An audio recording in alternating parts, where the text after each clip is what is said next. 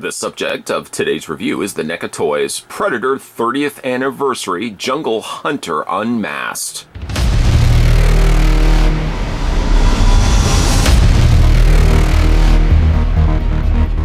This Predator does not include a helmet, however includes a backpack, a skull, a spine, and 30 points of articulation.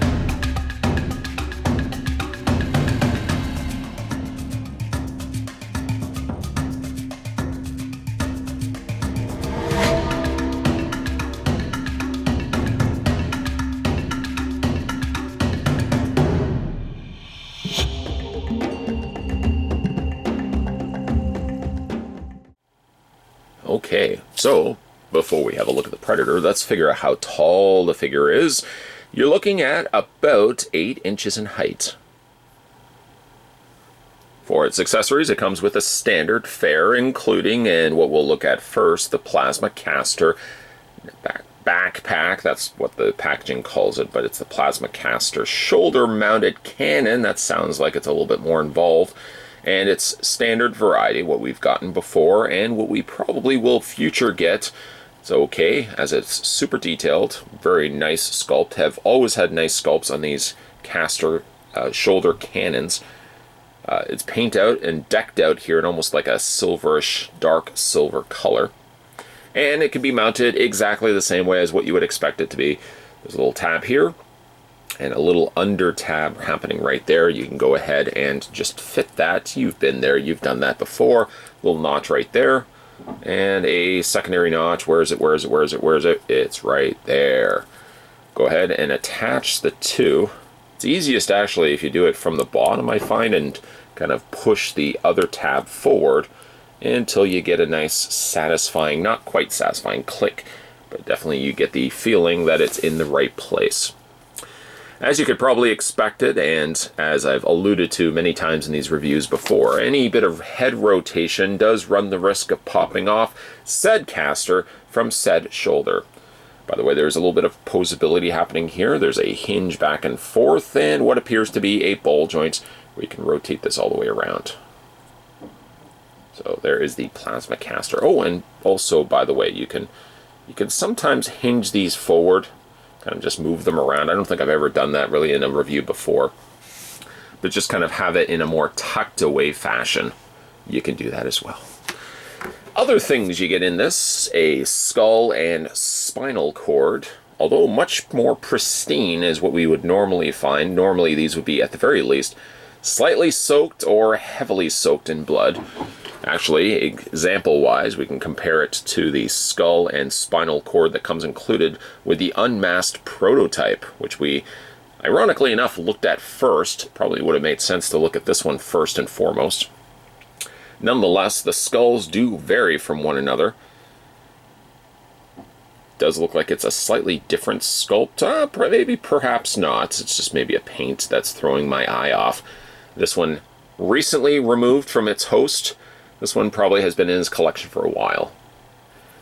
Neither of which seem to have any sort of wireframe interior. So if you think that you can bend these and manipulate them, not that you really need to, but I don't think the answer to that would be yes. It looks like it's just a piece of plastic. I know what you're thinking. There's no way that, my friend, is going to go into his hands. Well, don't worry. The Predator also includes a partially closed hand, which you can take off the existing hand. It's this one right here. Pop it off.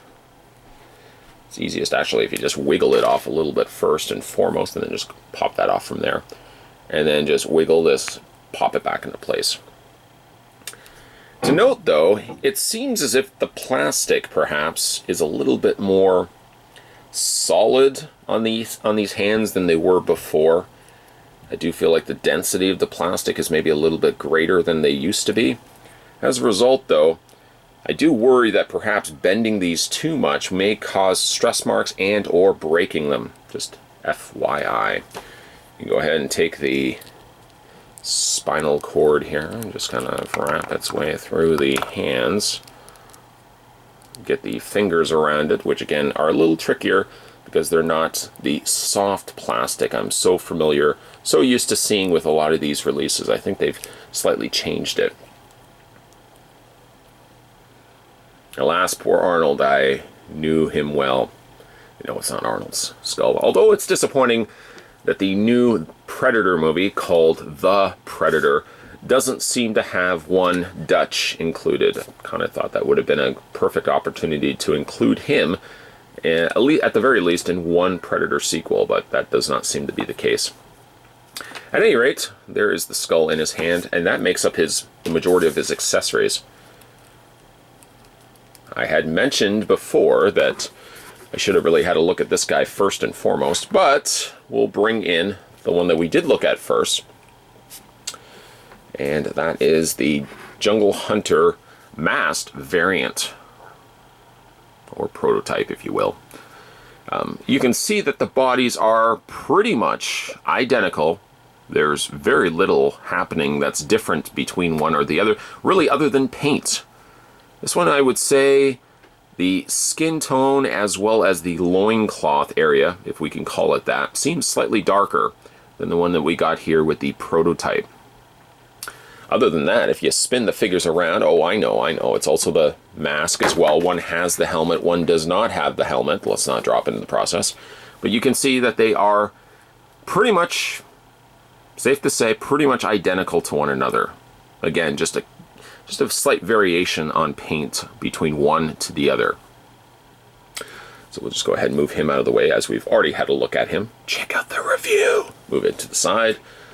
Having a look at this figure.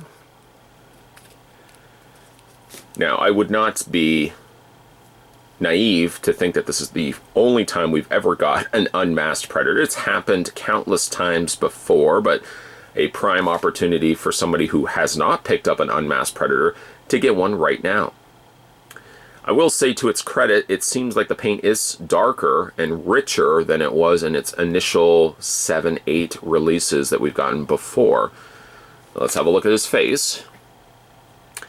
I've always dug the more masked versions of the Predators, but I do still like the unmasked version of the Predator as well. It's got some really awesome, can I say awesome? Does that downplay me as a reviewer if I say awesome? Awesome possum.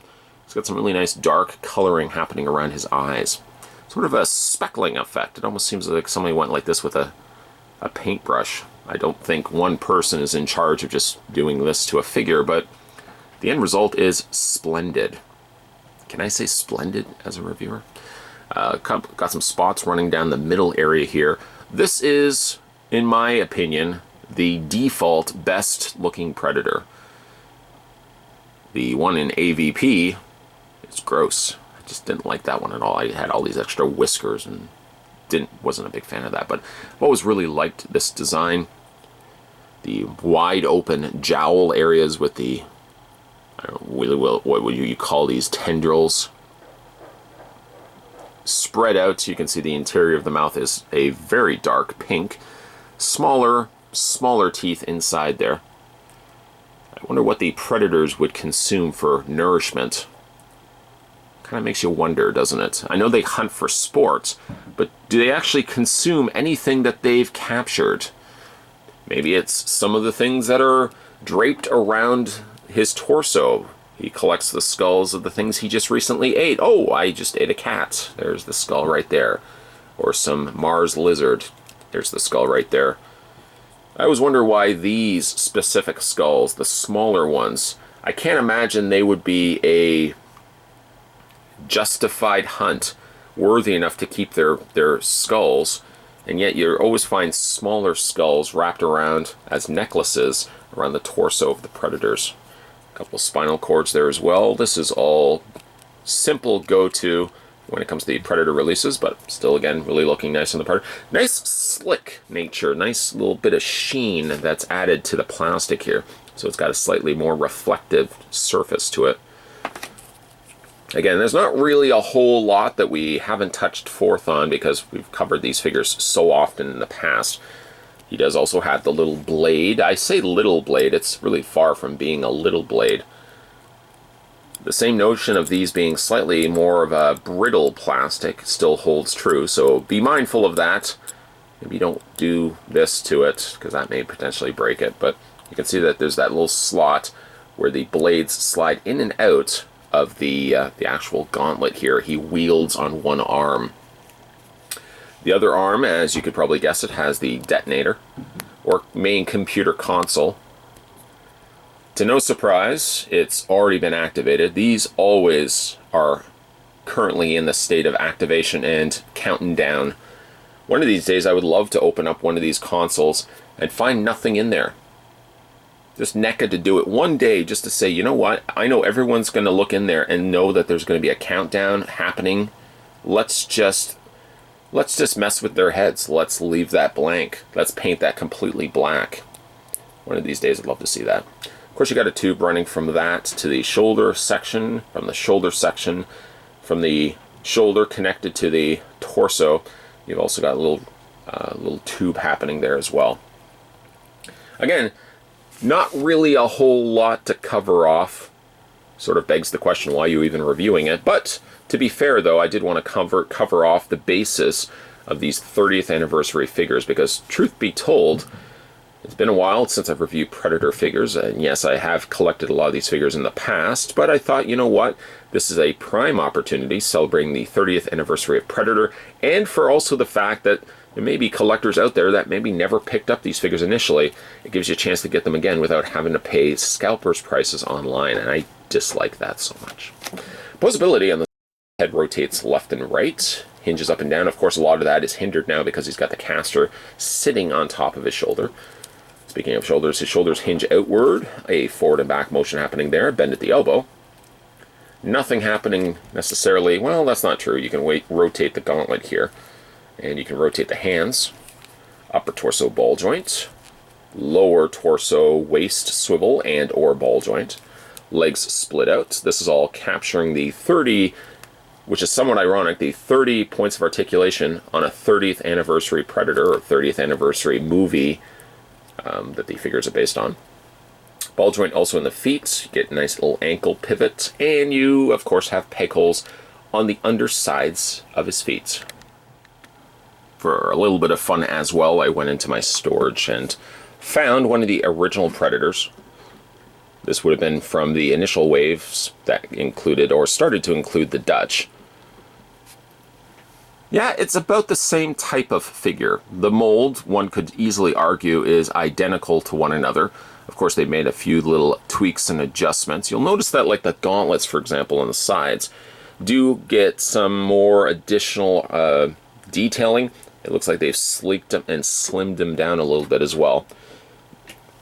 The waist sort of kind of curves inward, outward, whereas this one seems very blocky. And probably the biggest noticeable difference is the paint. Paint gets a little rough on the earlier ones. Of course, you've got the spots happening here, but there seems no rhyme or reason for the way that they've been placed out. Again, they've just kind of...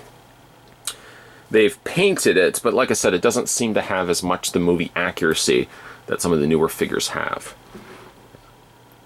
This is the closest one, of course, that, at least from my collection, I was able to find.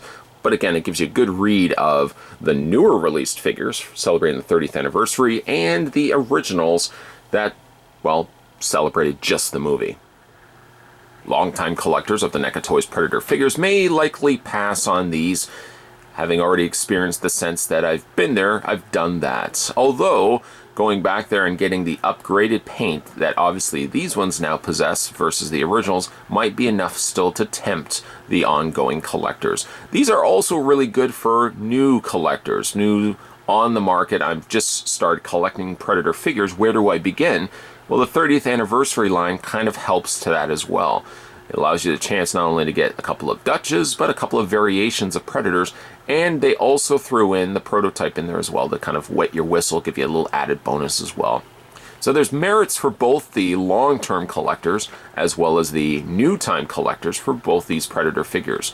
I think there's merits to be made for getting them, whether you've already been collecting them for years like myself, or you've never collected a Predator figure in your life and want to get started. These should still be available in comic stores. I took a little longer to get these reviews out. Of course, we're going to have a look at the rest of the figures from the 30th anniversary collection, as today we had a look at the NECA Toys Predator 30th anniversary Jungle Hunter Unmasked. If you guys haven't had a chance to hit that little subscribe button down below, make sure you do so. And like I said, we're going to have a look at more of the 30th anniversary collection in future videos, so stay tuned for that. As always, thanks for watching, guys. I'll see you next time.